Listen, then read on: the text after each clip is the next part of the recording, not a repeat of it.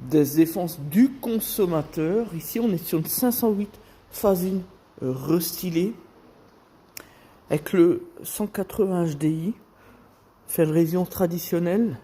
Principe de transparence. Ce matin, on emmène la Citroën C3, vous savez, avec l'accident, véhicule de courtoisie, chez le carrossier à Voipy. Bon.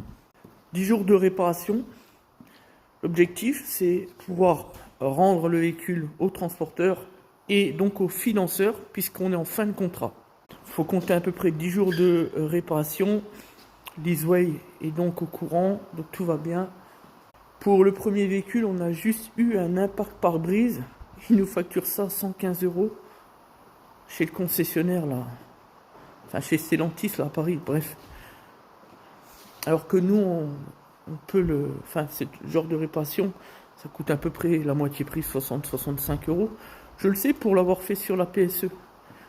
Et donc, du coup, je vais appeler le prestataire qui est également un client chez France Pare-Brise, juste à côté à Gondange, qui va nous régler ça pour moitié prix. Et puis, ça faisait longtemps qu'on n'avait pas parlé de nos détracteurs. Ce matin, on a découvert un commentaire sur YouTube. Évidemment, vous le savez, avant qu'il soit publié, on les bloque naturellement et systématiquement pour savoir ce qui est dit. Et si c'est quelque chose de relativement intelligent, on le publie. Sinon, ça part à la corbeille comme d'hab. On en pense qu'on en veut. C'est comme ça que ça marche avec nous. Personne nous dicte sa loi.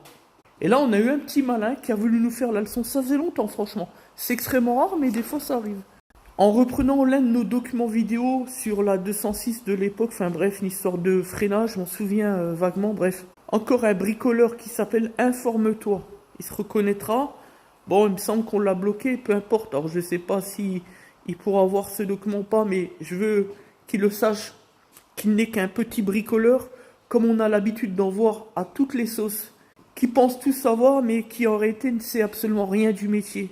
Et surtout, avant de nous remettre en cause, il ferait bien de se regarder et déjà de réussir de son côté dans sa vie professionnelle, si encore il en a une. Fin du débat. Bref, un tocard de plus sur Internet et sur les réseaux sociaux. Il a même été jusqu'à considérer que nous devions rendre le bail et qu'il comprenait pourquoi. Mais on doit rendre aucun bail, on va construire.